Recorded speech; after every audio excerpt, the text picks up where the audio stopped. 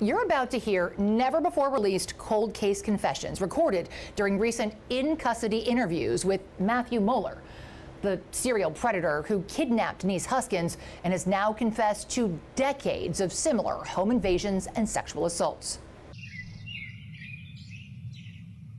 We're back in Tahoe, not far from where this all started. What's it like for you to be in this room this close to where you were held hostage? Yeah.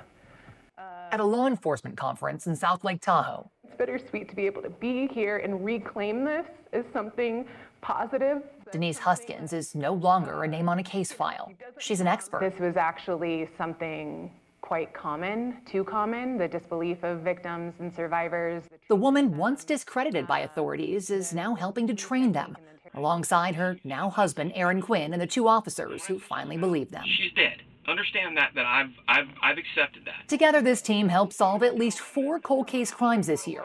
Crimes that may have been solved a decade ago if only someone had listened sooner. They did not come into your house and kidnap her and take her for ransom.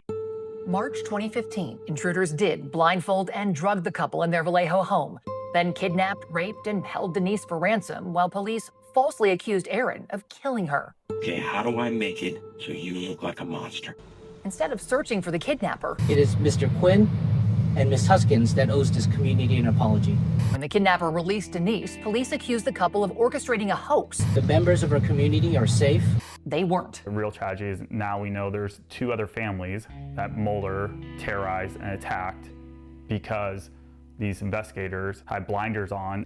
2 months later, their attackers struck again in nearby Dublin, California, leading police to Matthew Mueller's Tahoe cabin, where he held Denise captive, and where then rookie detective Misty Caruso found the crucial evidence. And my heart stopped, and I was like, oh my God, like she has long blonde hair, and I have goggles with, literally it was one strand of blonde hair that I was like.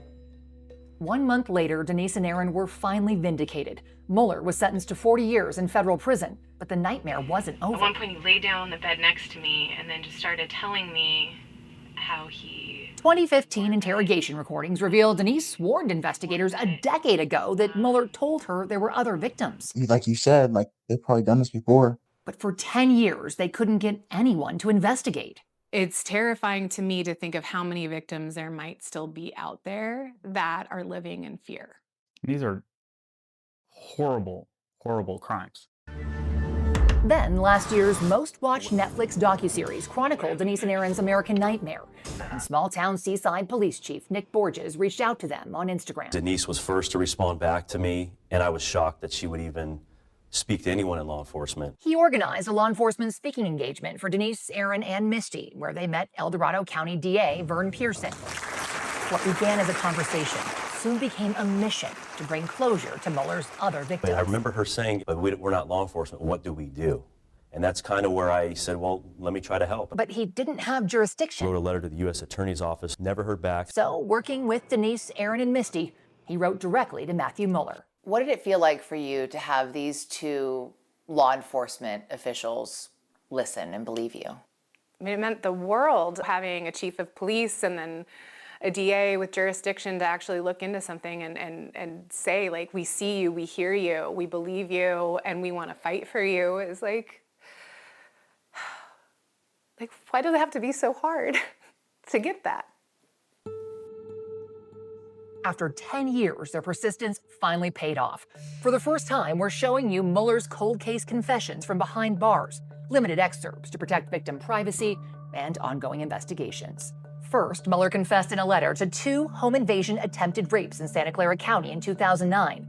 Police questioned Mueller at the time, but said they didn't have enough evidence to charge him.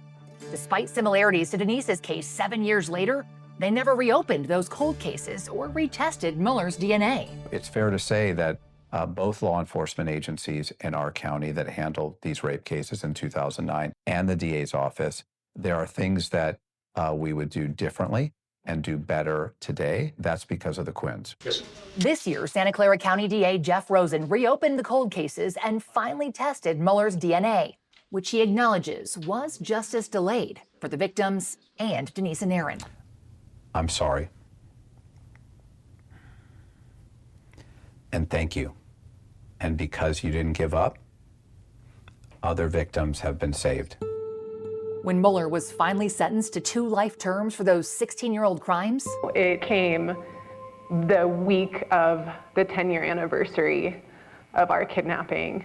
So it was very like, wow, like just looking back and all that we had gone through and everything that it took to get to this place. And that was just the beginning. Next, Mueller confessed to an unreported 2015 home invasion robbery in Contra Costa County, just 2 weeks after he released Denise and months before he was arrested. But in order to bring closure to those victims, detectives would have to find them. Chief Borges enlisted DA Pearson, who technically had jurisdiction in Denise's case. She was sexually assaulted in our county. So he got access to Mueller in prison along with the FBI. Tied them up, went to the son's room, woke him up.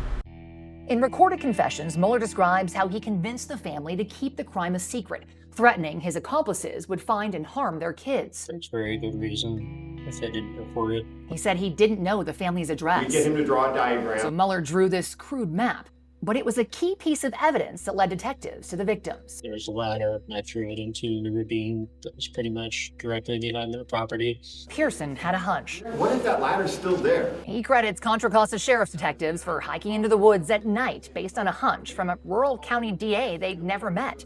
About 2 hours later, I get a text pictures of this ladder from a crime that had never been reported that took place 9 years earlier. Contra Costa DA Dinah Becton stresses this one wasn't a cold case. We had no knowledge that they had suffered this horrible crime. They found the victims still living in fear from a crime that wouldn't have even been investigated without Denise and Aaron and the officers who finally believed them. Mueller got another life sentence, but his confessions didn't end there. One of the most striking things is finding out how young he was when he started. So age 16, attacking a couple. Mueller describes in chilling detail how he ambushed a couple camping in Sacramento County back in 1993 when he was still a teen. I ordered them out of the tent. I told them I had a gun. I believe I tied them both. At the time, police didn't believe the victims. Like Denise and Aaron, they suspected the boyfriend. Through Denise's and Aaron's persistence, we were able to bring justice to other victims. Last month, Sacramento County DA Tin Ho secured a 4th life sentence for Mueller. The culmination of 6 crimes, more than a dozen victims, 32 years of unanswered questions and justice delayed. Cases that could have been solved sooner. Victims who could have been spared.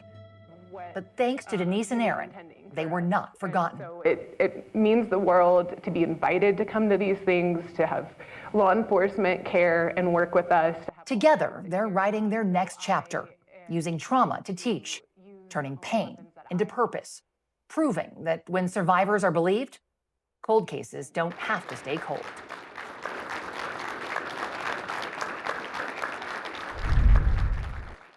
Denise and Aaron are now working with law enforcement to sponsor legislation that they hope will address some of the failings highlighted by their case. For instance, Denise's rape kit wasn't even tested until this year. They'd also like to see every officer get better training on how to work with victims and suspects to help solve crimes.